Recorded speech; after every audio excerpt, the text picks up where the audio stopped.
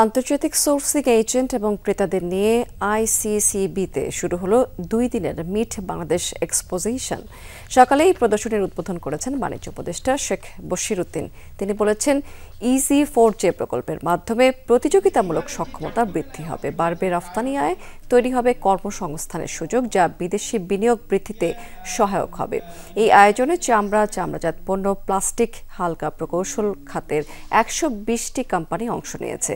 Singapore, Algeria, আরব আমিরাত, Bharat, Bhutan, Malaysia সহ বিভিন্ন দেশের সোর্সিং এজেন্ট এবং ক্রেতা কোম্পানি নেটওয়ার্কিং এর সুযোগ পাচ্ছেন।